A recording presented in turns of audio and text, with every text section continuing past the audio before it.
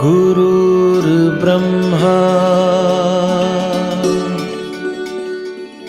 गुरुर्विष्णु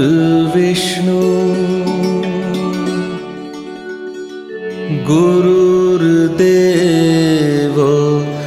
महेश्वरा गुरुः साक्षात् परब्रह्म तस्मै श्री गुरुवे नमः. ಸಾಮಾನ್ಯವಾಗಿ ಏನು ಹೇಳ್ತಾರೆ ಅಂತಂದ್ರೆ there are two kinds of education. One that teaches you to make a living, another that teaches how to live. ನಿಮಗೆ ಗೊತ್ತಾಗುತ್ತೆ ಯಾವುದು ಮುಖ್ಯ ಅಂತ ಅಂದ್ಬಿಟ್ಟಿದ್ದಾರೆ.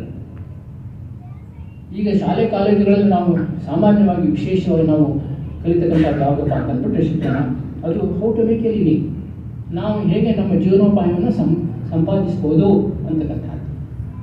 ಆದರೆ ಅದಕ್ಕಿಂತ ಮುಖ್ಯವಾಗಿ ನಾವು ಬೇಕಾಗಿರ್ತಕ್ಕಂಥದ್ದು ಹೌ ಟು ಲೀವ್ ಅಂತಕ್ಕಂಥದ್ದು.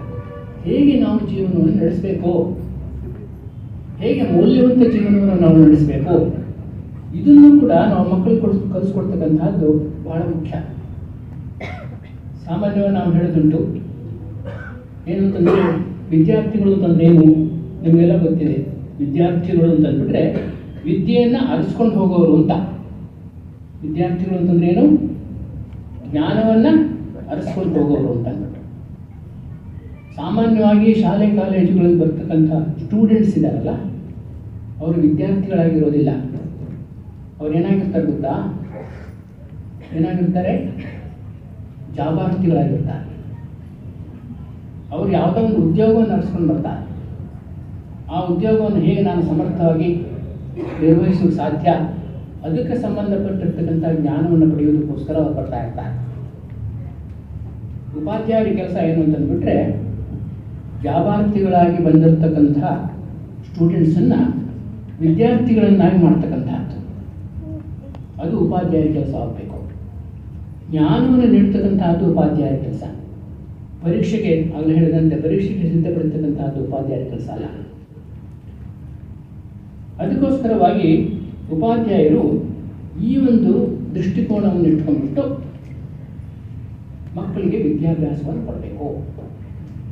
ಅವರನ್ನು ನಿಜವಾದ ಅರ್ಥದಲ್ಲಿ ಅವರು ವಿದ್ಯಾರ್ಥಿಗಳಾಗುವಂತೆ ಮಾಡಬೇಕು. ವಿದ್ಯೆಯನ್ನು ಅರಿಸ್ಕೊಂಡು ಹೋಗುವಂಥ ಶಿಕ್ಷಣವನ್ನು ಅವರಿಗೆ ಕೊಡಬೇಕು. ಸಾಮಾನ್ಯವಾಗಿ ಇಂಗ್ಲೀಷ್ನಲ್ಲಿ ಹೇಳೋದುಂಟು, the teacher that teaches without generating the love for knowledge is only beating the cold iron ಅಂತ. ಯಾವ ಉಪಾಧ್ಯಾಯರು ವಿದ್ಯಾರ್ಥಿಗಳಿಗೆ ಜ್ಞಾನದ ಹಂಬಲವನ್ನು ಸೃಷ್ಟಿಸದೆ ಪಾಠ ಮಾಡ್ತಾ ಇರ್ತಾನೋ ಅವನು ತಣ್ಣನೆಯ ಕಬ್ಬಿಣವನ್ನು ಬಿಡ್ತಾ ಇರ್ತಾನೆ ಅಂತ. ತಣ್ಣನೆಯ ಕಬ್ಬಿಣವನ್ನು ಬಿಡಿದ್ರೆ ಅದಕ್ಕೆ ಯಾವುದೇ ಒಂದು ಸ್ವರೂಪವನ್ನು ಕೂಡ ಕೊಡೋಕ್ಕಾಗೋದಿಲ್ಲ. ಅವರಲ್ಲಿ ಜ್ಞಾನದ ಹಂಬಲವನ್ನು ಸೃಷ್ಟಿಸಬೇಕು. ಅವರಿಗೆ ಜ್ಞಾನದ ತೃಷ್ಣೆ ಇದೆಯಲ್ಲ, ಅದು ಕುದಿತಾ ಇರಬೇಕು ಒಳಗಡೆ. ಆ ರೀತಿ ಕುದಿತಾ ಇರುವಂತೆ ಮಾಡಬೇಕು. ಆವಾಗ ಏನಾಗುತ್ತೆ ಅಂತಂದ್ಬಿಟ್ರೆ ಅವರಿಗೆ ಯಾವುದೇ ರೀತಿಯ ಸ್ವರೂಪವನ್ನು ಕೊಡೋದಕ್ಕೆ ಸಾಧ್ಯ, ರೂಪವನ್ನು ಕೊಡೋದಕ್ಕೆ ಸಾಧ್ಯ, ಅವರ ವ್ಯಕ್ತಿತ್ವಕ್ಕೊಂದು ರೂಪವನ್ನು ಕೊಡೋದಕ್ಕೆ ಸಾಧ್ಯ. ಆ ರೀತಿ ಜ್ಞಾನದ ಹಂಬಲವನ್ನು ಅವರಲ್ಲಿ ಸೃಷ್ಟಿಸ್ತಕ್ಕಂತಹದ್ದು ಉಪಾಧ್ಯಾಯರ ಮುಖ್ಯ ಕರ್ತವ್ಯವಾಗಬೇಕು ಅಂತ. ಈಗಿನ ಸಂದರ್ಭಗಳಲ್ಲಿ ಒಂದು ಹೊಸ ಶಬ್ದವನ್ನು ಅವರು ಕಾಯಿನ್ ಮಾಡಿದ್ದಾರೆ ಇಂಗ್ಲೀಷ್ನಲ್ಲಿ. ಏನು ಅಂತಂದರೆ ನೋಮ್ಯಾಡ್ಸ್ ಅಂತ ಅಂದ್ಬಿಟ್ಟು. ನೋಮ್ಯಾಡ್ಸ್ ಅಂದರೆ ನಿಮ್ಗೆ ಗೊತ್ತು ಯಾರು ನೋಮ್ಯಾಡ್ಸ್ ಅಂದರೆ? ಅಲೆಮಾರಿಗಳು ಅಲ್ವಾ, ಅಲೆಮಾರಿಗಳು. ಆದರೆ ಈ ನೋಮ್ಯಾಡ್ಸ್ ಬೇರೆ. KNOWMADS, KNOWMADS, ನೋಮ್ಯಾಡ್ಸ್ ಅಂದರೆ ಅರ್ಥ ಏನಂತಂದರೆ ಜ್ಞಾನವನ್ನು ಅರಿಸ್ಕೊಂಡು ಹೋಗೋರು ಅಂತ ಅಂದ್ಬಿಟ್ಟು. ಆ ನೋಮ್ಯಾಡ್ಸ್ ಇದ್ದಾರೆ, NOMADS. ಆ ನೋಮ್ಯಾಡ್ಸ್ ಇದ್ದಾರಲ್ಲ, ಅವರು ಜೀವನೋಪಾಯಕ್ಕೋಸ್ಕರವಾಗಿ ಎಲ್ಲಿ ಜೀವನೋಪಾಯ ಸಿಕ್ಕತ್ತೆ ಅಂತಂದ್ಬಿಟ್ಟು ಅವ್ರು ಆರಿಸ್ಕೊಂಡು ಹೋಗ್ತಾರೆ. ಆದರೆ ವಿದ್ಯಾರ್ಥಿಗಳು ಹೇಗಾಗಬೇಕು ಅಂತಂದ್ಬಿಟ್ರೆ ಅವರು ಜ್ಞಾನವನ್ನು ನಡೆಸ್ಕೊಂಡು ಹೋಗಬೇಕು. ಎಲ್ಲಿ ಜ್ಞಾನ ಸಿಗುತ್ತೆ, ಎಲ್ಲಿ ಹೆಚ್ಚು ನನ್ನ ಜ್ಞಾನ ಪಡಿಬೋದು, ಯಾವುದ್ರ ಮೂಲಕ ಪಡಿಬೋದು, ಆ ರೀತಿ ಜ್ಞಾನವನ್ನು ಅರಿಸ್ಕೊಂಡು ಹೋಗ್ತಕ್ಕಂಥ ಪ್ರವೃತ್ತಿ ಅವರಿಗೆ ಬರಬೇಕು. ಆ ಆ ರೀತಿ ಪ್ರವೃತ್ತಿಯನ್ನು ಸೃಷ್ಟಿ ಮಾಡ್ತಕ್ಕಂಥದ್ದು ಅದು ಬಹಳ ಮುಖ್ಯವಾಗುತ್ತೆ. ಅದಕ್ಕೆ ನಿಮಗೆ ಎಲ್ಲ ಗೊತ್ತಿರುವಂಥ ಸಂಸ್ಕೃತದಲ್ಲಿ ಒಂದು ಶ್ಲೋಕ ಇದೆ, ಏನಂತಂದ್ಬಿಟ್ರೆ ಆಚಾರ್ಯಾತ್ ಪಾದಮೇಕಂ ಸ್ಯಾತ್ ಪಾದಂ ಸಬ್ರಹ್ಮಚಾರಿಭಿಃ ಪಾದಂ ಸ್ವಮೇಧೇಯ ಜ್ಞೇಯಂ ಶೇಷಂ ಕಾಲೇನ ಪೃಚ್ಛತೆ ಅಂತಂದರೆ, ಆಚಾರ್ಯರು ಅಂತಂದರೆ ಉಪಾಧ್ಯಾಯರು ನೀವೆಲ್ಲ, ಅವರಿಂದ ನಾವು ಜ್ಞಾನದ ಕಾಲುಭಾಗವನ್ನು ಮಾತ್ರ ಪಡಿತೀವಂತೆ. ಜ್ಞಾನದ ಕಾಲುಭಾಗವನ್ನು ನಾವು ಆಚಾರ್ಯರಿಂದ ಉಪಾಧ್ಯಾಯರಿಂದ ಪಡಿತೀವಿ ಅಷ್ಟೇ. ಆಮೇಲೆ ಮತ್ತೆ ಕಾಲುಭಾಗ ಯಾವುದರಿಂದ ನಮಗೆ ಸಿಗುತ್ತೆ ಅಂತಂದ್ಬಿಟ್ರೆ ಸಬ್ರಹ್ಮಚಾರಿ ವಿಷಯ ಅಂತಂದರೆ ಬೇರೆ ವಿದ್ಯಾರ್ಥಿಗಳೊಡನೆ ಇಂಟರ್ಯಾಕ್ಷನ್ ಮೂಲಕ, ಸಮಾಲೋಚನೆಯ ಮೂಲಕ, ಚರ್ಚೆಯ ಮೂಲಕ, ಅದರ ಮೂಲಕ ನಾವು ಮತ್ತೆ ಕಾಲುಭಾಗವನ್ನು, ಜ್ಞಾನದ ಕಾಲುಭಾಗವನ್ನು ವಿದ್ಯಾರ್ಥಿಗಳು ಪಡಿತಾರಂತೆ. ಆಮೇಲೆ ಇನ್ನು ಕಾಲುಭಾಗವನ್ನು ಹೇಗೆ ಪಡಿತಾರೆ ಅಂತಂದ್ಬಿಟ್ರೆ ಸ್ವಮೇಧೇಯ ಜ್ಞೇಯಂ, ತಮ್ಮ ಬುದ್ಧಿಶಕ್ತಿಯನ್ನು ಉಪಯೋಗಿಸ್ಕೋಬೇಕಂತೆ. ತಮ್ಮ ಬುದ್ಧಿಶಕ್ತಿಯನ್ನು ಉಪಯೋಗಿಸಿ ಅದರ ಮೂಲಕ ಹೆಚ್ಚು ಜ್ಞಾನವನ್ನು ಪಡಿತಕ್ಕಂಥದ್ದು. ಅವರಲ್ಲಿ ಆ ಬುದ್ಧಿ ಚುರುಕಾಗದೇ ಇದ್ದರೆ, ಆ ಬುದ್ಧಿಶಕ್ತಿ ಜಾಗೃತವಾಗದೇ ಇದ್ದರೆ ನೀವೆಷ್ಟೇ ಪಾಠ ಮಾಡಿದರೂ ಕೂಡ ಏನೂ ಪ್ರಯೋಜನ ಆಗೋದಿಲ್ಲ. ಅವರು ಸ್ವತಂತ್ರವಾಗಿ ಯೋಚನೆ ಮಾಡಿ ಅವರು ಜ್ಞಾನವನ್ನು ಪಡಿತಕ್ಕಂಥ ಒಂದು ಸಾಮರ್ಥ್ಯವನ್ನು ಅವ್ರಿಗೆ ಕೊಡಬೇಕು. ಸ್ವಮೇಧೀಯ ಜ್ಞೇಯ ಇದು ಬಹಳ ಮುಖ್ಯವಾಗಿರ್ತಕ್ಕಂಥದ್ದು. ಆಮೇಲೆ ಇನ್ನು ಕಾಲುಭಾಗ ಶೇಷಂ ಕಾಲೇನ ಪಚ್ಚತೆ. ಇನ್ನು ಕಾಲುಭಾಗ ಏನಾಗುತ್ತೆ ಅಂತಂದರೆ ಕಾಲಕ್ರಮೇಣ ಅನುಭವದ ಮೂಲಕ ಬರುತ್ತೆ ಅಂತ. ಆ ರೀತಿ ಅನುಭವದ ಮೂಲಕ ಜ್ಞಾನವನ್ನು ಪಡಿತಕ್ಕಂಥ ಪ್ರವೃತ್ತಿಯನ್ನು ಕೂಡ ಅವರಲ್ಲಿ ಜಾಗೃತಗೊಳಿಸ್ತಕ್ಕಂಥದ್ದು ಉಪಾಧ್ಯಾಯರ ಮುಖ್ಯ ಕರ್ತವ್ಯ. ಅದು ಬಹಳ ಮುಖ್ಯ. ಈ ರೀತಿ ತಾವು ಪಾಠ ಮಾಡಬೇಕು. ಆ ಜ್ಞಾನ ಹಂಬಲವನ್ನು ಹೆಚ್ಚಿಸೋದ್ರ ಮೂಲಕ ಅವರು ಪರಸ್ಪರ ಚರ್ಚೆ ಮಾಡಿ ಥ್ರೂ ಮ್ಯೂಚುವಲ್ ಇಂಟರ್ಯಾಕ್ಷನ್ ಅದರ ಮೂಲಕ ಹೆಚ್ಚು ಜ್ಞಾನವನ್ನು ಪಡಿತಕ್ಕಂಥ ಪ್ರವೃತ್ತಿಯನ್ನು ಅವರು ಸೃಷ್ಟಿಸಬೇಕು. ಆಮೇಲೆ ಅವರ ಬುದ್ಧಿಶಕ್ತಿಯ ಮೂಲಕನೂ ಕೂಡ ಅವರು ವಿಚಾರ ಮಾಡ್ತಕ್ಕಂಥ ಶಕ್ತಿಯನ್ನು, ಆ ಥಿಂಕಿಂಗ್ ಕೆಪ್ಯಾಸಿಟಿ ಅದನ್ನು ಕೂಡ ಹೆಚ್ಚಿಸಬೇಕು. ಆ ರೀತಿ ಹೆಚ್ಚಿಸಿಬಿಟ್ಟು ಅದರ ಮೂಲಕ ಜ್ಞಾನವನ್ನು ಅವರು ಪಡೆಯುವಂತೆ ತಾವೇ ಸ್ವತಂತ್ರವಾಗಿ ಯೋಚನೆ ಮಾಡಿ ಜ್ಞಾನವನ್ನು ಪಡೆಯುವಂತಹ ಸಾಮರ್ಥ್ಯವನ್ನು ಅವರಿಗೆ ಕೊಡಬೇಕು. ಆಮೇಲೆ ಇನ್ನೊಂದೇನಪ್ಪ ಅಂತಂದ್ಬಿಟ್ರೆ ಅದಕ್ಕಿಂತ ಮುಖ್ಯವಾದದ್ದು ಅನುಭವದ ಮೂಲಕ ಜ್ಞಾನವನ್ನು ಪಡೆತಕ್ಕಂಥ ಪ್ರವೃತ್ತಿ. ಎಷ್ಟೋ ಅನುಭವಗಳಾಗುತ್ತೆ ನಮಗೆ, ಅನೇಕ ರೀತಿಯ ದಿನನಿತ್ಯ ನಮಗೆ ಅನೇಕ ರೀತಿಯ ಅನುಭವಗಳು ನಮಗಾಗುತ್ತೆ. ಆ ಅನುಭವದ ಮೂಲಕ ಕಲಿತಕ್ಕಂಥ ಒಂದು ಸಾಮರ್ಥ್ಯ, ಇದನ್ನೂ ಕೂಡ ವಿದ್ಯಾರ್ಥಿಗಳಲ್ಲಿ ಜಾಗೃತಗೊಳಿಸ್ತಕ್ಕಂಥದ್ದು. ಇದು ಉಪಾಧ್ಯಾಯರ ಮುಖ್ಯ ಕರ್ತವ್ಯ ಆಗಬೇಕು ಅಂತಂದ್ಬಿಟ್ಟು. ಈ ರೀತಿ ಉಪಾಧ್ಯಾಯರ ಮುಖ್ಯವಾಗಿರ್ತಕ್ಕಂಥ ಕರ್ತವ್ಯ ಏನಪ್ಪ ಅಂತಂದ್ಬಿಟ್ರೆ ಅವರಲ್ಲಿ ಈ ಜ್ಞಾನದ ಹಂಬಲವನ್ನು ಸೃಷ್ಟಿಸ್ತಕ್ಕಂಥ. ಸ್ವಾಮಿ ವಿವೇಕಾನಂದರಿಗೆ ಹೇಳ್ತಾರೆ, education is not simply gathering of information. ಮಾಹಿತಿಗಳ ಸಂಗ್ರಹ ಶಿಕ್ಷಣ ಅಲ್ಲ. ಆ ಮಾಹಿತಿಗಳೆಲ್ಲ ಸಂಗ್ರಹವನ್ನು ಮಾಡಿಬಿಟ್ಟು ಅದು ನಮ್ಮ ತಲೆಯಲ್ಲಿ ಹೊಕ್ಬಿಟ್ಟು ಚೆಲ್ಲಾಪಿಲ್ಲಿಯಾಗಿ ಹರಡ್ಕೊಂಡ್ಬಿಟ್ಟು ಆಗ ಏನಾಗುತ್ತೆ ಅಂತಂದ್ಬಿಟ್ರೆ ವ್ಯಕ್ತಿತ್ವ ಅದು ಉತ್ತಮವಾಗೋದ್ರ ಬದಲು ಅದು ಕ್ಷೀಣವಾಗ್ತಾ ಹೋಗುತ್ತೆ ಅಂತ ಹೇಳ್ತಾರೆ. ಅವ್ರು ಏನೂ ಕೂಡ ಯೋಚನೆ ಮಾಡ್ತಕ್ಕಂಥ ಸಾಮರ್ಥ್ಯವನ್ನು ಪಡೆಯುವುದಿಲ್ಲ, ಚಿಂತನೆ ಮಾಡ್ತಕ್ಕಂಥ ಸಾಮರ್ಥ್ಯ. ಆ ಮಾಹಿತಿಗಳನ್ನು ಅವರು ಅರಿಸ್ಕೋಬೇಕು. Assimilation of ideas, that is education ಅಂತ ಹೇಳ್ಬಿಟ್ಟು Swami Vivekananda. Assimilation of ideas, ಆ ರೀತಿ ಅಸಿಮಿಲೇಷನ್ ಆಗ್ತಕ್ಕಂಥದ್ದು ಇದೆಯಲ್ಲ, ಆ ಜ್ಞಾನವನ್ನು ನಮ್ಮದನ್ನಾಗಿ ಮಾಡ್ಕೊಳ್ತಕ್ಕಂಥದ್ದು ಇದೆಯಲ್ಲ, ಅದು ಮುಖ್ಯ. ಈಗ ನೋಡಿ, ನೀವು ಆಹಾರವನ್ನು ಸ್ವೀಕರಿಸ್ತೀವಿ, ನಾವೆಲ್ಲರೂ ಕೂಡ ಸ್ವೀಕರಿಸ್ತೀವಿ. ಆ ಆಹಾರ ಯಾವ ರೀತಿ ನಮ್ಮ ದೇಹದೊಡನೆ ಒಂದಾಗುತ್ತೆ, ಅದು ನಿರಂತರವಾಗಿ ಡೈಜೆಸ್ಟಿವ್ ಪ್ರೋಸೆಸ್ ಆಗಬೇಕು.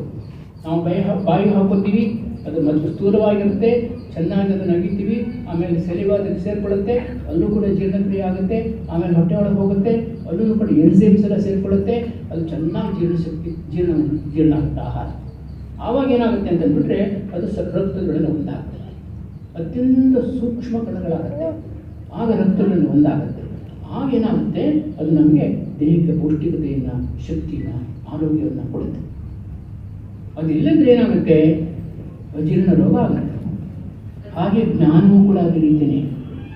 ಆ ಸ್ಥೂಲವಾಗಿರ್ತಕ್ಕಂಥ ಬೇರೆಯವರಿಂದ ಸುಮ್ಮನೆ ಕೇಳ್ತೀವಲ್ಲ, ಪಾಠ ಕೇಳ್ತೀವಲ್ಲ, ಅನೇಕ ಇನ್ಫಾರ್ಮೇಷನ್ಸನ್ನು ನಾವು ಪಡಿತೀವಿ.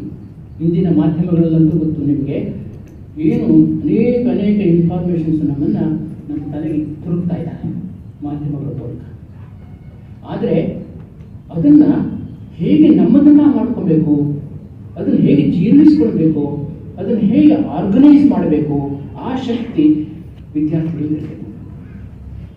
ಅದಕ್ಕೆ ಒಬ್ಬರು ಭಾಳ ಚೆನ್ನಾಗಿ ಹೇಳಿದ, ಆಲ್ವಿನ್ ಟಾಫ್ಲರ್ ಅಂತ ಅಂದ್ಬಿಟ್ಟು ಒಬ್ಬರು ಚೆನ್ನಾಗಿ ಹೇಳ್ತಾರೆ, future illiterates are not those who cannot read and write but those who cannot organise their knowledge. ಅವರಿಗೆಲ್ಲ ಓದ್ತಾರೆ, ಓದೋದು ಗೊತ್ತಿರುತ್ತೆ, ಬರೆಯೋದು ಗೊತ್ತಿರುತ್ತೆ, ಎಲ್ಲ ಇರುತ್ತೆ. ಈಗಿನ ಕಾಲದಲ್ಲಿ ಅದು ಕೂಡ ಗೊತ್ತಿರೋದಿಲ್ಲ. ಎಲ್ಲ ಕಂಪ್ಯೂಟರ್ ತಾನೆ, ಓದೋದು ಬರೆಯೋದು ಕೂಡ ಅವ್ರಿಗೆ ಗೊತ್ತಿರೋದಿಲ್ಲ. ಆವಾಗ ಈ ತುಂಬ ವರ್ಷಗಳ ಹಿಂದೆ ಅವರಿಗೆ ಹೇಳ್ತಕ್ಕಂಥದ್ದು, ಅವರಿಗೆ ಓದೋದು ಗೊತ್ತಿರುತ್ತೆ, ಬರೆಯೋದು ಗೊತ್ತಿರುತ್ತೆ, ಎಲ್ಲ ಇರುತ್ತೆ. ಆದರೆ ಅವರಿಗೆ ಅವ್ರು ಪಡೆದಿರ್ತಕ್ಕಂಥ ಜ್ಞಾನವನ್ನು ಹೇಗೆ ಆರ್ಗನೈಸ್ ಮಾಡಬೇಕು ಅಂತ ಗೊತ್ತಿರುತ್ತಿಲ್ಲ. ಆ ರೀತಿ ಆರ್ಗನೈಸ್ ಮಾಡಿದಾಗ, ಅದನ್ನು ಅಸಿಮ್ಯುಲೇಟ್ ಮಾಡಿಕೊಂಡಾಗ ಅದು ನಿಜವಾದ ಮಾಹಿತಿಗಳನ್ನು ಆಗ ಅದು ನಿಜವಾದ ಅರ್ಥದಲ್ಲಿ ಜ್ಞಾನ ಮಾಡುತ್ತೆ. ಈಗ ಸಣ್ಣ ಉದಾಹರಣೆ ಕೊಡಬೇಕು ಅಂತಂದರೆ, ಈಗ ಅಡುಗೆ ಮನೆ ಇರುತ್ತೆ. ಆ ಅಡುಗೆ ಮನೆಯಲ್ಲಿ ಅನೇಕ ಪದಾರ್ಥಗಳೆಲ್ಲ ಇರ್ತವೆ. ತರಕಾರಿ ಇರುತ್ತೆ, ಬೇಳೆ ಇರುತ್ತೆ, ಅಕ್ಕಿ ಇರುತ್ತೆ, ಅನೇಕ ರೀತಿಯ ಮಸಾಲೆಗಳೆಲ್ಲ ಇರುತ್ತೆ. ಅದು ಹಾಗೆ ಇರುತ್ತೆ. ಇದೆಲ್ಲ ಮಾಹಿತಿ ಸಂಗ್ರಹ ಅಷ್ಟೇ. ಆಮೇಲೆ ಅದನ್ನು ಹೇಗೆ ಸಮ ಪ್ರಮಾಣದಲ್ಲಿ ಅದನ್ನು ಬೆರೆಸಬೇಕಲ್ವಾ? ಸಮ ಪ್ರಮಾಣದಲ್ಲಿ ಅದನ್ನು ಬೆರೆಸಿದಾಗ, ಸರಿಯಾದ ರೀತಿಯಲ್ಲಿ ಬೆರೆಸಿದಾಗ ಅಷ್ಟೇ ಅಲ್ಲ, ಬರೀ ಬೆರೆಸಿದ ಮಾತ್ರ ಪದಾರ್ಥ ಆಗೋದಿಲ್ಲ. ಅದನ್ನೇನು ಮಾಡಬೇಕು? ಬೇಯಿಸಬೇಕು. ಬೇಯಿಸಿದಾಗ ಅವಾಗ ರುಚಿಕರವಾಗಿರ್ತಕ್ಕಂಥ ಒಂದು ಪದಾರ್ಥ ಆಗುತ್ತೆ. ಬರೀ ಪದಾರ್ಥವಾಗ್ಬಿಟ್ಟು ಅದನ್ನು ಸುಮ್ಮನೆ ಹಾಗೆ ಇಟ್ಟರು ಆಗುತ್ತಾ? ಆಗೋದಿಲ್ಲ. ಅದನ್ನು ನಾವು ತಿನ್ನಬೇಕು. ಆಗ ನಾವು ಅದನ್ನು, ಆ ಪದಾರ್ಥವನ್ನು ನಾವು ಸವಿತೀವಿ. ಹಾಗೆಯೇ ಇನ್ಫಾರ್ಮೇಷನ್ ಇದೆಯಲ್ಲ, ಅದು ನಾಲೆಡ್ಜ್ ಆಗಿ ಅದು ಪರಿವರ್ತನೆ ಆಗಬೇಕು. ಹೀಗೆ ನಾವು ಅಡುಗೆ ಮನೆಯಲ್ಲಿರ್ತಕ್ಕಂಥ ಪದಾರ್ಥಗಳೆಲ್ಲ ಬೇರೆ ಬೇರೆ ಬಿಡಿಯಾಗಿರ್ತಕ್ಕಂಥದ್ದು ಇನ್ಫಾರ್ಮೇಷನ್ಸ್ ಅಷ್ಟೇ. ಆಮೇಲೆ ಅದನ್ನೆಲ್ಲ ಬೆರೆಸಿದಾಗ ಏನಾಗುತ್ತೆ ಅಂತಂದ್ಬಿಟ್ರೆ ಅದು ನಾಲೆಡ್ಜ್ ಆಗುತ್ತೆ. ಅದು ನಾಲೆಡ್ಜ್ ಆಗಬೇಕು ಅಂತಂದ್ರೂ ಕೂಡ ಆಮೇಲೆ ಬೇಯಿಸಬೇಕು. ಬೇಯಿಸೋದು ಹೇಗೆ ಅಂತಂದ್ಬಿಟ್ರೆ ನಮ್ಮ ವಿಚಾರ ಶಕ್ತಿಯ ಮೂಲಕ, ಆಲೋಚನಾ ಶಕ್ತಿಯ ಮೂಲಕ, ಚೆನ್ನಾಗಿ ಆಲೋಚನೆ ಮಾಡೋದ್ರ ಮೂಲಕ, ವಿಚಾರ ಮಾಡೋದ್ರ ಮೂಲಕ, ಅದರ ಮೂಲಕ ಅದನ್ನು ಬೇಯಿಸಬೇಕು. ಆಮೇಲೆ ಅದು ಬೇಯಿಸಿದಾಗ ಏನಾಗುತ್ತೆ ಅಂತಂದ್ಬಿಟ್ರೆ ಅದು ನಿಜವಾದ ಅರ್ಥದ ಜ್ಞಾನ ಆಗುತ್ತೆ. ಆ ಜ್ಞಾನವನ್ನು ಹಾಗೆಯೇ ಇಟ್ಟರು ಕೂಡ ಪ್ರಯೋಜನ ಇಲ್ಲ. ಅದನ್ನು ನಮ್ಮ ಅನುಭವದ ಮೂಲಕ, ಜ್ಞಾನದ ಮೂಲಕ ಅದನ್ನು ನಮ್ಮದನ್ನು ಮಾಡ್ಕೊಬೇಕು. ನಾವು ಜೀವನದಲ್ಲಿ ಅನೇಕ ರೀತಿಯ ಅನುಭವಗಳನ್ನು ಪಡಿತೀವಲ್ಲ, ಅದರೆಲ್ಲದರ ಮೂಲಕ ಅದನ್ನು ನಮ್ಮದನ್ನಾಗಿ ಅರಗಿಸ್ಕೋಬೇಕು, ರಕ್ತಗತವಾಗಬೇಕು, ನಮ್ಮ ವ್ಯಕ್ತಿತ್ವದಲ್ಲಿ ಮುಂದಾಗಬೇಕು. ಆಗ ಅದು ಅವನು ನಿಜವಾದ ಅರ್ಥದಲ್ಲಿ ಜ್ಞಾನಿ ಅಂತ ಹೇಳ್ತಾರೆ. ವಿಸ್ಡಮ್ ಅಂದರೆ ಅದು. Informations must be transform itself into the knowledge. Knowledge must be transform to wisdom. ಈ ರೀತಿಯ ಒಂದು ಶಿಕ್ಷಣವನ್ನು ಕೊಡ್ತಕ್ಕಂಥದ್ದು ಬಹಳ ಮುಖ್ಯವಾಗಿರ್ತಕ್ಕಂಥದ್ದು. ಇತ್ತೀಚಿನ ದಿನಗಳಲ್ಲಿ ಇನ್ಫಾರ್ಮೇಷನ್ ಓವರ್ಲೋಡ್ ಅಂತ ಹೇಳ್ತಾರೆ, ಒಂದು ಸೈಕಲಾಜಿಕಲ್ ಕಾನ್ಸೆಪ್ಟ್. ಇನ್ಫಾರ್ಮೇಷನ್ ಓವರ್ಲೋಡ್, ಮಾಹಿತಿಗಳು ಎಷ್ಟೊಂದು ನಮಗೆ ನಮ್ಮ ಬ್ರೈನಿಗೆ ಹೋಗಿ ತಲುಪ್ತಾ ಇದೆ ಅಂತಂದ್ಬಿಟ್ರೆ ಅದು ಓವರ್ಲೋಡ್ ಆಗ್ತಾ ಇದೆಯಂತೆ. ಓವರ್ಲೋಡ್, ಆ ರೀತಿ ಓವರ್ಲೋಡ್ ಆಗಿದಾಗ ಏನಾಗುತ್ತೆ ಅಂತಂದ್ಬಿಟ್ರೆ ನಾವು ನಿಜವಾಗಿ ಕೂಡ ಆ ಜ್ಞಾನವನ್ನು ಪಡೆಯಲಿಕ್ಕೆ ಆಗೋದಿಲ್ಲ. ಈಗ ಸಣ್ಣ ಉದಾಹರಣೆ ಕೊಡ್ತೀನಿ. ಒಂದು ಸಣ್ಣದೊಂದು ಕಪ್ಪಿರುತ್ತೆ ಅಂತ ಇಟ್ಕೊಳ್ಳಿ. ಕಪ್ಪಿರುತ್ತೆ, ಅದರಲ್ಲಿ ಫೋರ್ಸ್ಫುಲ್ಲಿ ನೀರನ್ನು ಪೈಪ್ ಮೂಲಕ ನೀರು ಹಾಕಿದರೆ, ನಲ್ಲಿ ತಿರ್ಸ್ಬಿಟ್ಟು ನೀರು ಹಾಕಿದರೆ ಅದರ ನೀರು ನಿಲ್ಲುತ್ತಾ? ಎಲ್ಲೋ ಸ್ವಲ್ಪ ಮಾತ್ರ ನೀರು ನಿಲ್ಲುತ್ತೆ. ಸಣ್ಣ ಬಟ್ಲೆಲ್ಲ ಫೋರ್ಸ್ಫುಲ್ಲಿ ನೀರು ಹಾಕಿದರೆ ಅದು ಬಿಡೋದೇ ಇಲ್ಲ, ಎಲ್ಲ ಹೊರಗಡೆ ಬಂದು ಚೆಲ್ಲಿಬಿಡುತ್ತೆ. ಸ್ವಲ್ಪ ಮಾತ್ರ ನೀರು ನಿಲ್ಕೊಂಡು. ಅದೇ ರೀತಿ ಸ್ವಲ್ಪನೇ ಹಾಕಿದರೆ ಅವಾಗೇನಾಗುತ್ತೆ, ಆ ಕಪ್ಪು ತುಂಬ ಆಗುತ್ತೆ. ಹಾಗೆಯೇ ನಾವು ಇನ್ಫಾರ್ಮೇಷನ್ ಕೂಡ with discrimination we have to receive. With discrimination, ಯಾವುದನ್ನು ನಾವು ಸ್ವೀಕರಿಸಬೇಕು, ಯಾವುದನ್ನು ನಾವು ಬಿಡಬೇಕು, ಯಾವುದನ್ನು ನಾವು ವಾಟ್ಸಪ್ ಮೂಲಕ ತಿಳ್ಕೊಬೇಕು, ಯಾವುದನ್ನು ನಾವು ಸೋಷಿಯಲ್ ಮೀಡಿಯಾ ಮೂಲಕ ತಿಳ್ಕೊಬೇಕು, ಯಾವುದು ಬಿಡಬೇಕು, ಈ ರೀತಿ ಡಿಸ್ಕ್ರಿಮಿನೇಟಿವ್ ಕೆಪಾಸಿಟಿ ಇದೆಯಲ್ಲ, ಅದು ಬಹಳ ಮುಖ್ಯ. ಇದನ್ನು ನಾವು ವಿದ್ಯಾರ್ಥಿಗಳಿಗೆ ಕೊಡಲಿಲ್ಲ ಅಂತಂದ್ಬಿಟ್ರೆ ಆಗ ವಿದ್ಯಾರ್ಥಿಗಳಲ್ಲಿ ಏನಾಗುತ್ತೆ ಅಂತಂದ್ಬಿಟ್ರೆ ಅದೇ ರೀತಿ ಇನ್ಫಾರ್ಮೇಷನ್ ಓವರ್ಲೋಡ್ ಅಂತ ಹೇಳಿದ್ರಲ್ಲ, ಆ ಓವರ್ಲೋಡ್ ಆಗಿಬಿಟ್ಟು ಅವರು more and more information is beamed into their brain, we become less and less informed ಅಂತ ಹೇಳ್ತಾರೆ. Less and less informed. ಅದಕ್ಕೋಸ್ಕರ ನಮ್ಮ ಇನ್ಫಾರ್ಮೇಷನ್ನು ಕೂಡ ನಾವು ಚೆನ್ನಾಗಿ ಅರಗಿಸ್ಕೊಳ್ತಕ್ಕಂಥ ಸಾಮರ್ಥ್ಯವನ್ನು ನಾವು ಪಡಿಬೇಕು. ಇಲ್ಲದ್ರೆ ಏನಾಗುತ್ತೆ ಅಂತಂದ್ಬಿಟ್ರೆ, ಈಗ ಇಂಡಸ್ಟ್ರಿಯಲ್ ವೇಸ್ಟ್ ಇರ್ತಲ್ಲ ಹೊರಗಡೆ, ಇಂಡಸ್ಟ್ರಿಯಲ್ ವೇಸ್ಟು ಅದೇನು ಮಾಡುತ್ತೆ ಅಂತಂದ್ಬಿಟ್ರೆ ಹೊರಗಿನ ವಾತಾವರಣವನ್ನು ಕಲುಷಿತಗೊಳಿಸುತ್ತೆ. ಹಾಗೆಯೇ undigested information will pollute the mental atmosphere ಅಂತ ಇದೆ. ಅದಕ್ಕೋಸ್ಕರನೇ ಇತ್ತೀಚಿನ ದಿನಗಳಲ್ಲಿ ಅನೇಕ ವಿದ್ಯಾರ್ಥಿಗಳಲ್ಲಿ ನಾವು ಕಂಡುಬರ್ತಕ್ಕಂಥದ್ದು ಅನೇಕ ರೀತಿಯ ಮಾನಸಿಕ ತೊಂದರೆಗಳನ್ನು ಅವರು ಅನುಭವಿಸ್ತಾ ಇದ್ದಾರೆ. ಇದರಲ್ಲೇ ಅದಕ್ಕೋಸ್ಕರ ಅಂತಂದ್ಬಿಟ್ರೆ ಸ್ವಾಮಿ ವಿವೇಕಾನಂದ ಹೇಳುವಂತೆ ಅವರು they are not able to assimilate the knowledge that they are receiving. To assimilate the knowledge, they have to grow intellectually, emotionally they have to grow. Emotional intelligence ಇದೆಯಲ್ಲ, ಅದು ಬಹಳ ಮುಖ್ಯ. ಈ ವಿದ್ಯಾರ್ಥಿಗಳಿಗೆ ನಾವು ಮುಖ್ಯವಾಗಿ ನಾವು ಕಲಿಸ್ಕೊಡ್ಬೇಕಾದ ಏನು ಗೊತ್ತಾ, how to balance this emotional balance. ಇದನ್ನು ಆ ವಿದ್ಯಾರ್ಥಿಗಳಿಗೆ ನಾವು ಕಲಿಸ್ಬೇಕು. ಐ ಕ್ಯೂ ಮುಖ್ಯ ಅಲ್ಲ. Very just intelligence is not ಮುಖ್ಯ ಅಲ್ಲ. ಅದ್ರ ಜೊತೆಗೆ ಇ ಕ್ಯೂನೂ ಬೇಕಾಗತ್ತೆ. ಇ ಕ್ಯೂ ಅಂತಂದ್ಬಿಟ್ರೆ ಇಮೋಷನಲ್ ಇಂಟೆಲಿಜೆನ್ಸ್.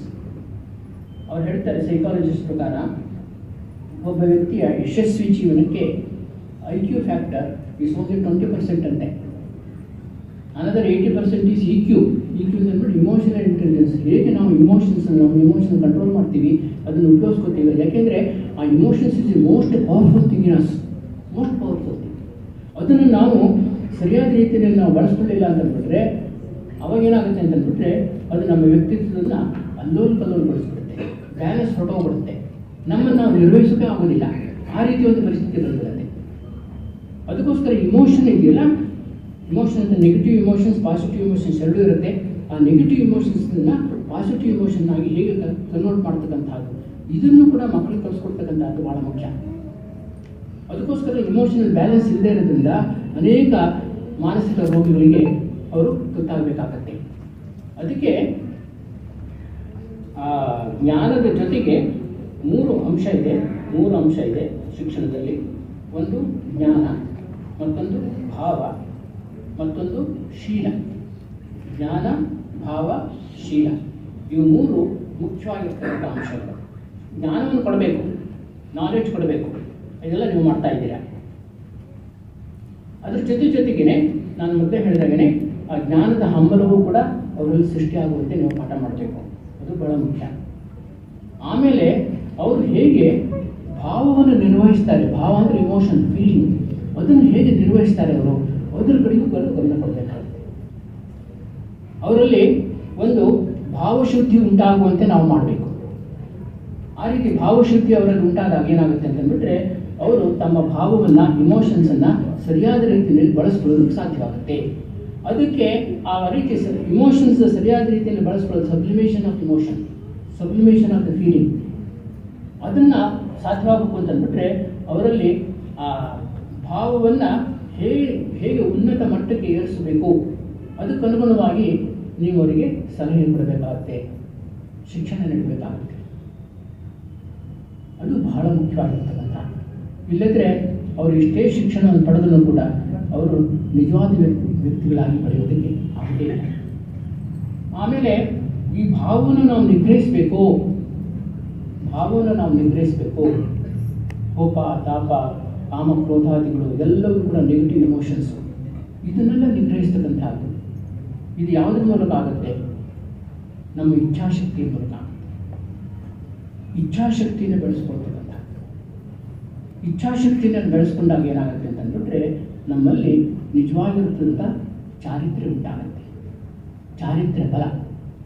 ಆ ಚಾರಿತ್ರ್ಯ ಬಲದಿಂದ ಮಾತ್ರ ನಮ್ಮ ಇಮೋಷನ್ಸನ್ನು ನಾವು ನಿಗ್ರಹಿಸೋಕ್ಕೆ ಸಾಧ್ಯ. ಆ ಚಾರಿತ್ರ್ಯ ಬಲವನ್ನು ಅವರಲ್ಲಿ ಸೃಷ್ಟಿ ಮಾಡ್ತಕ್ಕಂಥದ್ದು. ಅವರಿಗೆ ಅದಕ್ಕೋಸ್ಕರವಾಗಿ ಮೌಲ್ಯವಂತ ಜೀವನವನ್ನು, ನೀತಿ ಶಿಕ್ಷಣವನ್ನು, ನೀತಿಯ ಪ್ರಾಮುಖ್ಯತೆಯನ್ನು ಅವರಲ್ಲಿ ಜಾಗೃತಗೊಳಿಸ್ತಕ್ಕಂಥದ್ದು, ಮೂಡಿಸ್ತಕ್ಕಂಥದ್ದು. ಇದು ಶಿಕ್ಷಕರ ಅತ್ಯಂತ ಮುಖ್ಯವಾಗಿರ್ತಕ್ಕಂಥ ಜವಾಬ್ದಾರಿ ಆಗಿದೆ. ಅದಕ್ಕೆ ಸ್ವಾಮಿ ವಿವೇಕಾನಂದರು he wanted character making education, man making education, character making education, character making assimilation of ideas, ಇದು ಸ್ವಾಮಿ ವಿವೇಕಾನಂದ ಶಿಕ್ಷಣದ ನೀತಿ. ಅವ್ರು ಹೇಳ್ತಾರೆ, we want that education by which character is formed, mental strength is increased, intellect is expanded, and one can stand on its own feet. ಅಂಥ ಶಿಕ್ಷಣ ಬೇಕು ಅಂತ. ಮೊದಲನೇದಾಗಿ ನಮ್ಮ ಚಾರಿತ್ರ್ಯವನ್ನು ರೂಪಿಸ್ತಕ್ಕಂಥ ಶಿಕ್ಷಣ ನಾವು ಕೊಡಬೇಕು, ಅಂಥ ಶಿಕ್ಷಣ ನಾವು ಬೇಕು. ಆಮೇಲೆ intellect is expanded, mental strength is increased, ಅಂದರೆ ಇಚ್ಛಾಶಕ್ತಿ ಅದು ಬಲಯುತವಾಗಬೇಕು. ಆ ಇಚ್ಛಾಶಕ್ತಿ ಬಲಯುತವಾದಾಗ ಮಾತ್ರ ನಮ್ಮ ಚಾರಿತ್ರ್ಯ ರೂಪಿಸ್ಕೊಳ್ಳಲು ಸಾಧ್ಯವಾಗ್ತಕ್ಕಂಥದ್ದು. ನಮ್ಮ ಎಲ್ಲ ಆಸೆಗಳನ್ನು, ಮನಸ್ಸನ್ನು, ಭಾವಗಳನ್ನು ನಿರ್ವಹಿಸಿ ನಮ್ಮ ಚಾರಿತ್ರ್ಯ ಶಕ್ತಿಯನ್ನು ವೃದ್ಧಿಗೊಳಿಸ್ತಕ್ಕಂಥದ್ದು ಅದರ ಮೂಲಕ. ಅದಕ್ಕೆ mental strength is increased and ಅವ್ರು ಹೇಳ್ತಾರೆ ಇಂಟೆಲೆಕ್ಟ್ ಈಸ್ ಎಕ್ಸ್ಪ್ಯಾಂಡೆಡ್. ನಮ್ಮ ಬುದ್ಧಿಶಕ್ತಿ ಅದು ಬೆಳಿಬೇಕು ಮತ್ತು ಅದು ವಿಸ್ತಾರವಾಗಬೇಕು, ಎಲ್ಲರನ್ನು ಒಳಗೊಳ್ತಕ್ಕಂಥದ್ದು. ಅಂಥ ಒಂದು ಬುದ್ಧಿಶಕ್ತಿ, ವಿಸ್ತಾರವಾಗಿರ್ತಕ್ಕಂಥ ಪ್ರಜ್ಞಾ ವಿಸ್ತರಣೆ, ವಿಶಾಲವಾಗಿರ್ತಕ್ಕಂಥ ಮನೋಭಾವ, ಇದನ್ನು ವಿದ್ಯಾರ್ಥಿಗಳು ಬೆಳೆಸ್ಕೋಬೇಕು. ಇದಕ್ಕೆ ಸಂಬಂಧಪಟ್ಟಂತೆ ನಾನು ಸ್ವಾಮಿ ವಿವೇಕಾನಂದರು ಹೇಳ್ತಕ್ಕಂಥದ್ದು ಏನು ಹೇಳ್ತಾರೆ ಅಂತಂದ್ಬಿಟ್ರೆ, ಅವರು ವಿದ್ಯಾರ್ಥಿಗಳು ಶಿಕ್ಷಣವನ್ನು ಪಡೆದು ಶಾಲೆ ಕಾಲೇಜುಗಳಲ್ಲಿ ಹೋಗಿ ಉನ್ನತ ಶಿಕ್ಷಣವನ್ನು ಪಡೆದು ಅವರು ಸಮಾಜದ ಜನಸಾಮಾನ್ಯರ ಬಗ್ಗೆ ಸ್ವಲ್ಪವೂ ಕೂಡ ಕಳಕಳಿಯನ್ನು ಅವರು ವ್ಯಕ್ತಪಡಿಸ್ತಾ ಇದ್ದರೆ, ಅವರಿಗೆ ಸೇವೆಯನ್ನು ಸಲ್ಲಿಸದೇ ಇದ್ದರೆ ಅವರನ್ನು ನಾನು ದ್ರೋಹಿಗಳು ಅಂತ ಕರೀತೀನಿ ಅಂತ ಹೇಳ್ತಾರೆ ಸ್ವಾಮಿ ವಿವೇಕಾನಂದ. ಅವರಿಗೋಸ್ಕರ ಕಳಕಳಿ ಇರಬೇಕು. ಎಲ್ಲ ಉನ್ನತ ಶಿಕ್ಷಣವನ್ನು ಪಡೆದು ನಾವು ಮಾನವೀಯತೆಯನ್ನು ಕಳ್ಕೊಂಡ್ರೆ, ಅವರಿಗೋಸ್ಕರ ನಾವು ಏನು ಮಾಡದೇ ಇದ್ದರೆ, ಅವರಿಗೋಸ್ಕರ ಅವರ ಕಷ್ಟ ಸುಖಗಳಿಗೆ ನಾವು ಬರದೇ ಇದ್ದರೆ, ಸ್ಪಂದಿಸದೇ ಇದ್ದರೆ, ಅಂಥ ಶಿಕ್ಷಣದಿಂದ ಏನು ಪ್ರಯೋಜನ ಅಂತ ಸ್ವಾಮಿ ವಿವೇಕಾನಂದ ಹೇಳ್ತಾರೆ. ಮತ್ತು ಅನೇಕ ಕಡೆಗಳು ನಾನು ಘಟನೆಯನ್ನು ಹೇಳಿಕೊಂಡು IAS ಆಫೀಸರ್ ಇರ್ತಾರಂತೆ, ದೊಡ್ಡ IAS ಆಫೀಸರ್. ಅವರು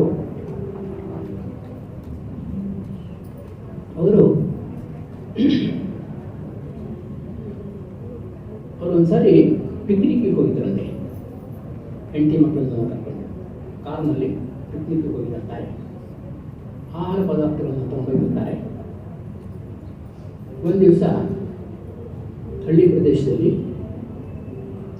ಬೆಳಿಗ್ಗೆ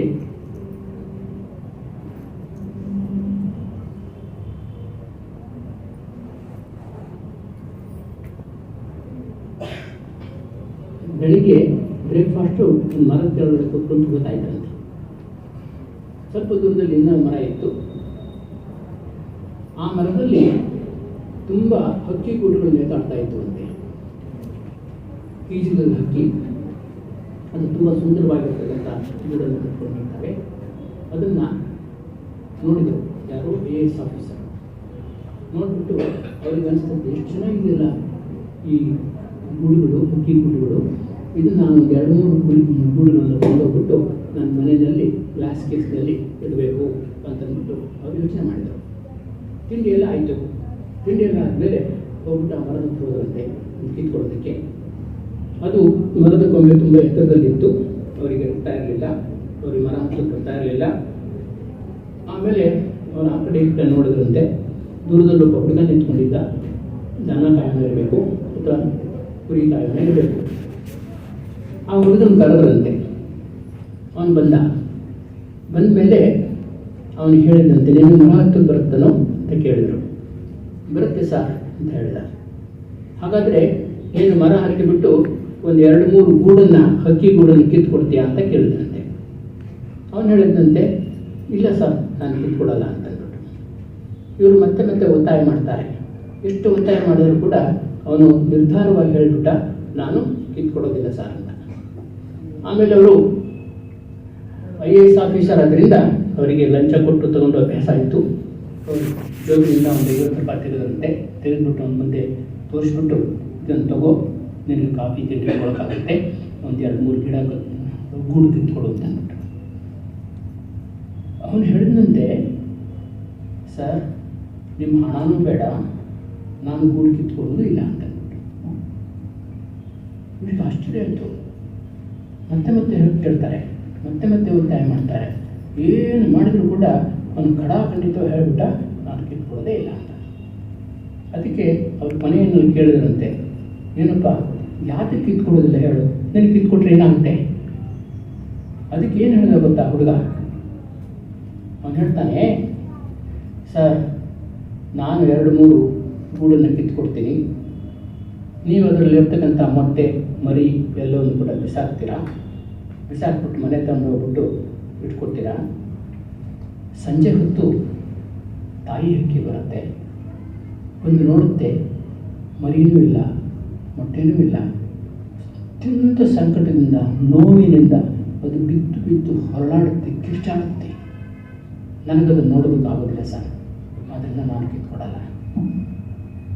ಈ ಘಟನೆಯನ್ನು IAS ಆಫೀಸರ್ ಬರೆದ್ಬಿಟ್ಟು ಒಂದು ಪತ್ರಿಕೆಯಲ್ಲಿ ಬರೆದ್ಬಿಟ್ಟು ಅವ್ರ ಕೆಳಗಡೆ ಒಂದು ಕ್ವಶನ್ ಹಾಕಿದ್ದಾರೆ, ಹೂ ಈಸ್ ರಿಯಲಿ ಎಜುಕೇಟೆಡ್?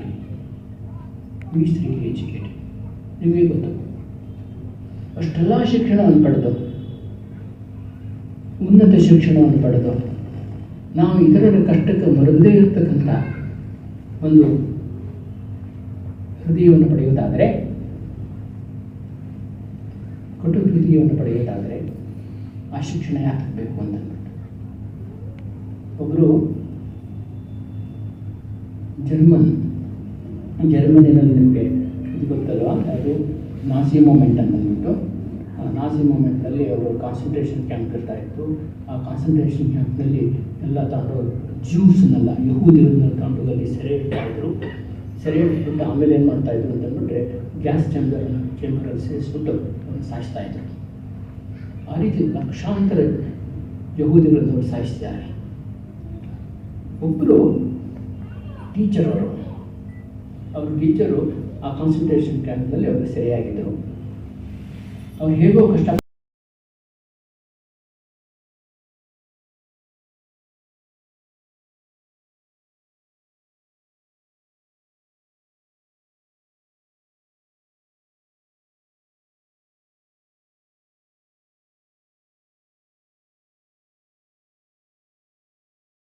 ನೋಡಿದ್ದೀನಿ ಅಂತಂದ್ಬಿಟ್ರೆ ಯಾರು ಅಂಥ ದೃಶ್ಯವನ್ನು ನೋಡಬಾರ್ದು, ಕಣ್ಣಿನಲ್ಲಿ ನೋಡಬಾರ್ದು. ಅಂಥ ದೃಶ್ಯಗಳನ್ನು ನಾನು ನೋಡಿದ್ದೀನಿ. ಎಂಥ ದೃಶ್ಯವಿರೋದು? ಎಜುಕೇಟೆಡ್ ಡಾಕ್ಟರ್ಸ್ ಇದ್ದಾರಲ್ಲ, ಅವರು ಮಕ್ಕಳನ್ನು ಕೊಲ್ತಕ್ಕಂಥದ್ದು. Learned engineers constructing the gas chambers. Nurses ಕುತ್ತಿಗೆ ಹಿಚ್ಚಿಬಿಟ್ಟು ಮಕ್ಕಳನ್ನು ಕೊಲ್ತಕ್ಕಂಥದ್ದು, ಹಿಂಸೆ ಪಡ್ತಕ್ಕಂಥದ್ದು. ಈ ರೀತಿ ಎಲ್ಲರೂ ಕೂಡ educated, highly educated qualified people doing all sorts of nonsense like this. ಇಂಥದ್ದನ್ನು ನಾನು ನೋಡಿದ್ದೀನಿ. ಅದಕ್ಕೆ ನನಗೆ ಎಜುಕೇಷನ್ ಮೇಲೆ ನನಗೆ ಸಂದೇಹ ಉಂಟು ಅಂತ ಹೇಳ್ತಾನೆ ಅವನು. ಎಜುಕೇಷನ್ ಮೇಲೆ ಸಂದೇಹ ಉಂಟು ನನಗೆ. ನಾನು ಯಾವ ಟೀಚರ್ಸಿಗೋಸ್ಕರ ನನ್ನ ಅಪೀಲ್ ಏನಪ್ಪ ಅಂತಂದ್ಬಿಟ್ರೆ, ನೀವು ಎಂಥ ಶಿಕ್ಷಣ ಎಂಥ ವಿದ್ಯಾರ್ಥಿಗಳು ಮಾಡಬೇಕು ಅಂತಂದ್ಬಿಟ್ರೆ ನಿಜವಾಗ ಮಾನವೀಯತೆ ಇರ್ತಕ್ಕಂಥ ಶಿಕ್ಷಣವನ್ನು ಕೊಡಬೇಕು. ಅವರನ್ನು ನಿಜವಾದ ಮಾನವರನ್ನಾಗಿ ಮಾಡಬೇಕು. ಮಾನವೀಯತೆ, ಹ್ಯೂಮನ್ ನೇಚರ್, ಹ್ಯೂಮನ್ ಅಂಥ ಒಂದು ಗುಣ ಅವರಲ್ಲಿ ಬೆಳೆಸಬೇಕು. ಸೈಕೋಪತ್ಸ್ ಅಲ್ಲ, ರಾಕ್ಷಸರಲ್ಲ, ರಾಕ್ಷಸನ ಸೃಷ್ಟಿ ಮಾಡ್ತಕ್ಕಂಥದ್ದಲ್ಲ, ಸ್ಯಾಡಿಸ್ಟ್ ಸೃಷ್ಟಿ ಮಾಡ್ತಕ್ಕಂಥದ್ದಲ್ಲ. ಆ ರೀತಿ ಅವರು ನಿಜವಾದ ಮನುಷ್ಯರಾಗಿ ಬಾಳ್ತಕ್ಕಂಥ ಒಂದು ಶಿಕ್ಷಣವನ್ನು ಅವರಿಗೆ ಕೊಡ್ತಕ್ಕಂಥದ್ದು ಬಹಳ ಮುಖ್ಯ ಅಂತಂದ್ಬಿಟ್ಟು ಅವರು ಟೀಚರ್ಸಿಗೆ ಒಂದು ಅಪೀಲ್ ಮಾಡ್ತಾರೆ. ಇದು ಯಾಕೋಸ್ಕರ ಇದೆಲ್ಲ ಹೇಳಿದೆ ಅಂತಂದ್ಬಿಟ್ರೆ, ನೀವೆಲ್ಲ ಉಪಾಧ್ಯಾಯರು, ಶಿಕ್ಷಕರು ಉತ್ತಮ ರೀತಿಯಲ್ಲಿ ಉತ್ತಮ ಶಿಕ್ಷಣ ಸಂಸ್ಥೆಯಲ್ಲಿ ನೀವು ಕೆಲಸ ಮಾಡ್ತಾ ಇದ್ದೀರಾ. ಇದೆಲ್ಲ ನಾನು ಹೇಳಬೇಕಾದ ಅವಶ್ಯಕತೆಯೇ ಇಲ್ಲ. ನೀವು ಇಂಥ ಶಿಕ್ಷಣವನ್ನೇ ಮಕ್ಕಳಿಗೆ ಕೊಡ್ತಾ ಇದ್ದೀರಾ. ಈ ರೀತಿ ಮೌಲ್ಯವಂತ ಶಿಕ್ಷಣ ಇಲ್ಲಿ ನಾನು ತಿಳಿದ ಮಟ್ಟಿಗೆ ಎಲ್ಲ ಮಕ್ಕಳಿಗೆ ಸಿಗ್ತಾ ಇದೆ. ಅದರಿಂದ ಈ ಒಂದು ಜ್ಞಾನದ ಹಂಬಲವನ್ನು ಸೃಷ್ಟಿಸ್ತಕ್ಕಂಥದ್ದು, ಅವರು ಸಮಾಜದ ಬಗ್ಗೆ ಒಂದು ಕಳಕಳಿಯನ್ನು ಇಟ್ಕೊಂಡಿರ್ತಕ್ಕಂಥದ್ದು, ಮೌಲ್ಯವಂತ ಜೀವನ ನಡೆಸ್ತಕ್ಕಂಥದ್ದು, ನೀತಿವಂತ ಜೀವನ ನಡೆಸ್ತಕ್ಕಂಥದ್ದು, ತಮ್ಮ ಇಮೋಷನ್ಸನ್ನು ನಿಗ್ರಹಿಸ್ತಕ್ಕಂಥದ್ದು, ಕಾಮಕ್ರೋಧಾದಿಗಳನ್ನು ನಿಗ್ರಹಿಸ್ತಕ್ಕಂಥದ್ದು, ಇಂಥ ಒಂದು ಪ್ರವೃತ್ತಿಯನ್ನು ವಿದ್ಯಾರ್ಥಿಗಳಲ್ಲಿ ಬೆಳೆಸ್ತಕ್ಕಂಥದ್ದು ಬಹಳ ಮುಖ್ಯವಾಗಿರ್ತಕ್ಕಂಥದ್ದು. ನೀವೆಲ್ಲರೂ ಕೂಡ ಅತ್ಯಂತ ನಿಷ್ಠೆಯಿಂದ ಶಿಸ್ತಿನಿಂದ ಎಲ್ಲ ಕೂತ್ಕೊಂಡು ಕೇಳ್ತಾ ಇದ್ದೀರಾ.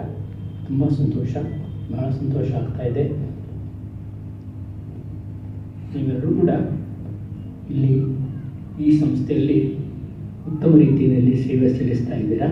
ಈ ಸಂಸ್ಥೆಯು ಕೂಡ ಸಮಾಜಕ್ಕೆ ಉತ್ತಮ ಸೇವೆಯನ್ನು ಸಲ್ಲಿಸ್ತಾ ಇದೆ. ಎಲ್ಲರಿಗೂ ಕೂಡ ಧನ್ಯವಾದಗಳು, ಶುಭಾಶಯಗಳು, ನಮಸ್ತೆ.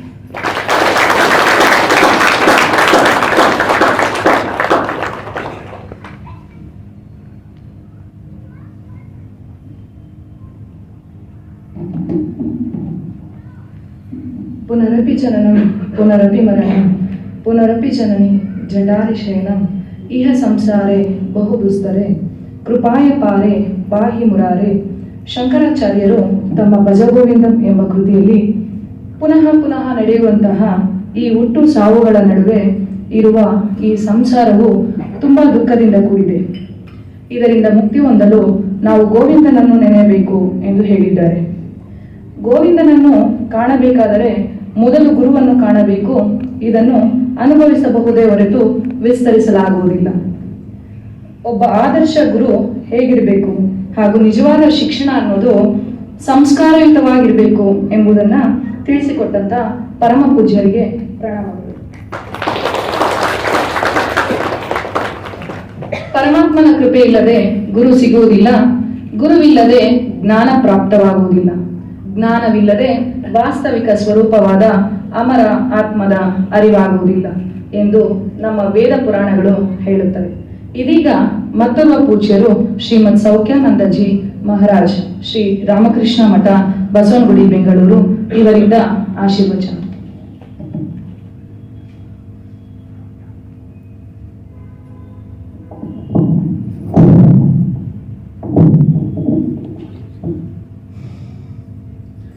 ಓಂ ಸ್ಥಾಪಕಾಯ ಚ ಧರ್ಮಸ್ಯ ಸರ್ವಧರ್ಮಸ್ವರೂಪಿಣೆ ಅವತಾರ ವರಿಷ್ಠಾಯ ರಾಮಕೃಷ್ಣಾಯ ತೇ ನಮಃ. ಜನನೀಂ ಶಾರದಾಂ ದೇವೀಂ ರಾಮಕೃಷ್ಣಂ ಜಗದ್ಗುರುಂ ಪಾದಪದ್ಮೇ ತಯೋಷಿತ್ವಾ ಪ್ರಣಮಾಮಿ ಮುಹುರ್ಮುಹುಃ. ನಮಃ ಶ್ರೀ ಯತಿರಾಜಾಯ ವಿವೇಕಾನಂದ ಸೂರಯೇ ಸಚ್ಚಿತ್ ಸುಖ ಸ್ವರೂಪಾಯ ಸ್ವಾಮಿನೇ ತಾಪಹಾರಿಣಿ. ಪರಮ ಪೂಜ್ಯ ಸ್ವಾಮೀಜಿಯವರ ಪಾದಾರವಿಂದಗಳಲ್ಲಿ ನೆಲೆಸುತ್ತಾ, ಅದೇ ರೀತಿ ಸುಂಕಾರೆಡ್ಡಿಯವರೇ, ರಾಮಸ್ವಾಮಿ ರೆಡ್ಡಿಯವರೇ, ಇದರ ಆಡಳಿತ ಮಂಡಳಿಯ ಸದಸ್ಯರೇ, ಶಿಕ್ಷಕರೇ, ಶಿಕ್ಷಕೇತರರೇ, ಒಂದು ಸಭೆ ನಡೀತಾ ಇದ್ದಂತೆ. ಸ್ವಾಮೀಜಿಯವರು ಲೆಕ್ಚರ್ ಬರೋದನ್ನ ಕೇಳಿದ್ರು, ಎಷ್ಟೊತ್ತು ಮಾತಾಡಲಿ ಅಂತ.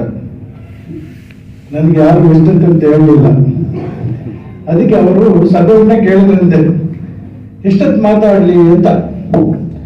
ಸಭೆ ಹೇಳಿದ್ರಂತೆ, ಸ್ವಾಮೀಜಿಯವರೇ ನೀವು ಎಷ್ಟೊತ್ತು ಬೇಕಾದ್ರೂ ಮಾತಾಡಿ, ನಮಗೆ ಬಂದಾಗ ನಾವು ಎದ್ದು ಹೋಗ್ತೀವಿ ಅಂತ. ನಿಮ್ಗೆ ಟೈಮ್ ಮಿಕ್ಸ್ ಇಲ್ಲ, ನಿಮ್ಮ ಟೈಮಲ್ಲಿ ಮಾತಾಡಿ, ನಮ್ಮ ಟೈಮಲ್ಲಿ ನಾವು ಹೋಗ್ತೀವಿ ಅಂತ.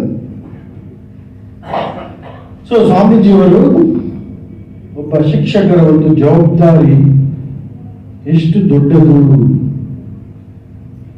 ಪುಸ್ತಕದಿಂದ ಕೆಲವು ಇನ್ಫಾರ್ಮೇಶನ್ ತೆಗೆದುಬಿಟ್ಟು ಮಕ್ಕಳ ತಲೆ ಇಟ್ಬಿಟ್ಟು ಅದನ್ನ ವಿದ್ಯಾಭ್ಯಾಸ ಅಂತ ಕರೆಯಲ್ಲ. Information should become a knowledge, knowledge should become a wisdom. ಯಾವಾಗ ನಮ್ಮ ಜೀವನದಲ್ಲಿ ಅದು ಜ್ಞಾನೋದಯ ಆಗುತ್ತೋ ಆಗ ಮಾತ್ರ ಅದಕ್ಕೆ ನಮ್ಮಲ್ಲಿ ಅದು ಪ್ರಯೋಜನಕ್ಕೆ ಬರುತ್ತೆ. ತುಂಬಾ ಚೆನ್ನಾಗಿ ಹೇಳ್ತಾರೆ ಒಬ್ರು, ಒಬ್ಬ ವ್ಯಕ್ತಿ ಸರಿಯಾಯಿತು ಅಂತ ಹೇಳಿದ್ರೆ, ಒಬ್ಬನಿಗೆ ಒಳ್ಳೆ ಜ್ಞಾನ ಬಂತು ಅಂದ್ರೆ ಹೇಗೆ ಅದು ಜಗತ್ತನ್ನೇ ಪರಿವರ್ತಿಸಬಲ್ಲದು. ಆ ನಿಟ್ಟಿನಲ್ಲಿ ಅದಕ್ಕೆ ಅವರು ಹೇಳಿದ್ರು, ಗುರು ಸ್ತೋತ್ರದಲ್ಲಿ ಹೇಳಿದ್ರು, ಅಜ್ಞಾನ ತಿಮಿರಾಂಧಸ್ಯ ಜ್ಞಾನಾಂಜನ ಶಲಾಕಯ ಚಕ್ಷುರುನ್ಮೀಲಿತಂ ಯೇನ ತಸ್ಮೈ ಶ್ರೀ ಗುರವೇ ನಮಃ. ಗುರುವಿನ ಒಂದು ಕೆಲಸವೇ ಆಪರೇಷನ್. ಕ್ಯಾಟ್ರಾಕ್ಟ್, ನಮಗೆಲ್ಲ ಕ್ಯಾಟ್ರಾಕ್ಟ್ ಬಂದ್ಬಿಟ್ಟಿದೆ, ಕಾಣಲು ಕಣ್ಣು ಚೆನ್ನಾಗಿದೆ ಹೊರಗಡೆ, ಆದ್ರೂ ಹೊರಗಡೆ ದೃಶ್ಯ ಇದೆ, ಮಧ್ಯದಲ್ಲಿ ಒಂದು ಪರೆ ಬಂದ್ಬಿಟ್ಟಿದೆ. ಅದನ್ನ ಯಾವುದಕ್ಕೂ ಜ್ಞಾನಾಂಜನ ಶಲಾಕಯ, ಜ್ಞಾನವನ್ನು ಕೊಟ್ಟು. ಸೊ ಇದೇ ರೀತಿ ಒಬ್ಬ ತಂದೆ ಇದ್ದಂತೆ, ಆ ತಂದೆಗೆ ಇಬ್ಬರು ಮಕ್ಕಳಿದ್ರಂತೆ. ಅದರಲ್ಲಿ ಒಬ್ಬ ದೊಡ್ಡವನು engineer, very intelligent, Swamiji IAS officer. ಇನ್ನೊಬ್ಬ ಹಳ್ಳಿಯ ರೈತ. ಆದರೆ ಯಾವಾಗಲೂ ಕೂಡ ಒಂದು ಚಿಂತನಾಶೀಲ. ಯಾಕೆ ಎಲ್ಲರೂ ಕೂಡ ಚಿಂತನಾಶೀಲರಾಗಬೇಕು? ಯಾವಾಗ ನಾವು ಚಿಂತನಾಶೀಲರಾಗ್ತೀವಿ ಆವಾಗ ಮಾತ್ರ ನಾವು ಒಳ್ಳೆಯ ವಿಚಾರಗಳನ್ನು ಚಿಂತನೆ ಮಾಡಲು ಸಾಧ್ಯ ಆಗುತ್ತೆ. ದೊಡ್ಡವನು ಬರೀ ಇನ್ಫಾರ್ಮೇಶನ್ ಕಲೆಕ್ಟ್ ಮಾಡ್ಕೊಂಡ, ಇವನು ಚಿಂತನೆ ಮಾಡಿಕೊಂಡು ಜ್ಞಾನವನ್ನ ಪಡ್ಕೊಂಡ. ಏನ್ ವ್ಯತ್ಯಾಸ ಅಂತ ಹೇಳ್ತೀನಿ ನೋಡಿ, ಇಷ್ಟು ಅದ್ಭುತವಾಗಿದೆ. ಆಗ ದೊಡ್ಡವನಿಗೆ ಚಿಕ್ಕದು ಯಾವಾಗಲೂ ಕೂಡ ಸಮಾಜ ಸರಿ ಇಲ್ಲ, ಸಮಾಜವನ್ನ ಸರಿ ಮಾಡ್ಬೇಕು, ದೇಶ ಸರಿ ಇಲ್ಲ, ಸರಿ ಮಾಡ್ಬೇಕು, ಇದು ಸರಿ ಇಲ್ಲ, ಜಗತ್ತು ಸರಿ ಇಲ್ಲ, ಸರಿ ಮಾಡ್ಬೇಕು ಅಂತ ಅವಾಗ ಕೂಡ ತಂದೆ ಹತ್ರ ಒಂದು ಆರ್ಗ್ಯೂ ಮಾಡೋದಂತೆ. ಆಗ ತಂದೆ ಕೇಳಿ ಒಂದು ದಿವಸ ಹೇಳಿದ, ಮಗ ನೀನು ಈ ಜಗತ್ತನ್ನ ಸರಿ ಮಾಡೋದಕ್ಕಿಂತ ಮುಂಚೆ ನಾನು ಒಂದು ಸಣ್ಣ ಹೋಮ್ವರ್ಕ್ ಕೊಡ್ತೀನಿ, ಆ ಹೋಮ್ವರ್ಕ್ ನೀನು ಸರಿಯಾಗಿ ಮಾಡು, ಆಮೇಲೆ ಜಗತ್ತನ್ನು ಸರಿ ಮಾಡ್ಬಿಡ್ತೀನಿ. ಏನ್ ಹೋಮ್ವರ್ಕ್ ಅಂತೇಳಿ ಒಂದು ಜಗತ್ತಿನ ಭೂಪಟವನ್ನು ತೆಗೆದು ಅದನ್ನೆಲ್ಲ ಪೀಸ್ ಮಾಡಿಬಿಟ್ಟು ನೀನು 1 ತಿಂಗಳು ಕೊಡ್ತೀನಿ. ಈ 1 ತಿಂಗಳಲ್ಲಿ ಫಸ್ಟ್ ಈ ಭೂಪಟ ಸರಿ ಮಾಡು, ಆಮೇಲೆ ಜಗತ್ತು ಸರಿ ಮಾಡುವಂತೆ. ಭೂಪಟ ಎಷ್ಟಿಷ್ಟು ತಾನೆ, 1 by 1 feet ಅಷ್ಟೇ. ಅವನು ಗೂಗಲಲ್ಲಿ ಒರಿಜಿನಲ್ ಭೂಪಟ ತೆಗ್ದ, ಈ ಭೂಪಟ ಎಲ್ಲ ಸರಿ ಮಾಡ್ತಾ ಬಂದ. ಎಲ್ಲೋ ಮಿಸ್ ಆಗುತ್ತೆ, ಎಲ್ಲೂ ಸೆಟ್ ಆಗ್ತಾ ಇಲ್ಲ. 29 ದಿವಸಗಳು ಮುಗಿದು ಅಪ್ಪ ಕೊಟ್ಟು 1 ತಿಂಗಳು ಮುಗಿದ ಬಂತು, ಭೂಪಟ ಸರಿ ಮಾಡಕ್ ಆಗ್ತಾನೇ ಇಲ್ಲ. ಆಗ ಅಣ್ಣನ ಹತ್ರ ಹೋದ, ಅಪ್ಪ ನಾಳೆ ಹೋಮ್ವರ್ಕ್ ಕ್ಲಾಸ್ ಕೊಟ್ಟಿದ್ದಾರೆ, ನಿನ್ಗೇನು ಅರ್ಥ ಆಗ್ತಾ ಇಲ್ಲ, ದಯವಿಟ್ಟು ನೀನು ನನಗೆ ಸಹಾಯ ಮಾಡು. ಆಗ ಅವನು ಹೇಳ್ತಾನೆ, ಟೈಮ್ ಇಲ್ಲ, ನೀರು ಕಟ್ಟಬೇಕು, ನನ್ನ ಟೇಬಲ್ ಮೇಲೆ ಮ್ಯಾಪ್ ಇಟ್ಟಿರು, ಆಮೇಲೆ ನಾನು ಸರಿ ಮಾಡ್ತೀನಿ ಅಂತ. ಎಲ್ಲಿ ಟೈಮ್ ಇಲ್ಲ, 1 ತಿಂಗಳು ಟ್ರೈ ಮಾಡಿದ್ದೀನಿ, ಆಗಿಲ್ಲ. ನೀನು ಒಂದು ಅರ್ಧ ಗಂಟೆನಾರ ಬೇಡ, 1 ಗಂಟೆ ಬೇಡ, ಇಡಪ್ಪ. ಹೋದ, ಇವನು ಆಫೀಸ್ಗೆ ಹೋದ, ಫುಲ್ ಟೆನ್ಷನ್. ನನ್ನಂತ ಬುದ್ಧಿವಂತನಿಗೆ ಆಗಿಲ್ಲ, ನಮ್ಮಣ್ಣ ಅದು ಬೇರೆ ಅವ್ನು ನೀರು ಕಟ್ಟಿ ಬರ್ತೀನಿ ಅಂತ ಹೇಳಿದ್ದಾನೆ, ಅವ್ನು ಬರೋದಕ್ಕೆ ಎಷ್ಟಾಗುತ್ತೆ ಏನು ಅಂತೇಳಿ ಆಫೀಸ್ ಬಿಟ್ಟ ತಕ್ಷಣ ಓಡಾಡಿ ಬಂದ. ಅಷ್ಟೊತ್ತಿಗೆ ಮ್ಯಾಪ್ ರೆಡಿ ಇತ್ತು. ನಿಮ್ಗೆ ಆಶ್ಚರ್ಯ, ನಾನು 1 ತಿಂಗಳು ಮಾಡದೇ ಇರೋದನ್ನ ಇವನು 1 ಗಂಟೆನಲ್ಲೂ ಅರ್ಧ ಗಂಟೆನಲ್ಲೂ ಏನ್ ಮಾಡ್ದ ಅಂತ ಕೇಳಿದ. ಆಗ ನಾನು ನೋಡಿದೆ, ಮ್ಯಾಪ್ ಸೆಟ್ ಮಾಡಕ್ ನೋಡಿದ್ರೆ ಆಗಿಲ್ಲ. ಹಿಂದೆ ಮುಂದೆ ನೋಡಿದೆ, ಹಿಂದೆ ಮನುಷ್ಯನ ಚಿತ್ರ ಇದ್ದು ಸರಿ ಮಾಡಿಬಿಟ್ಟೆ, ಮ್ಯಾಪ್ ಸರಿ ಆಯ್ತು.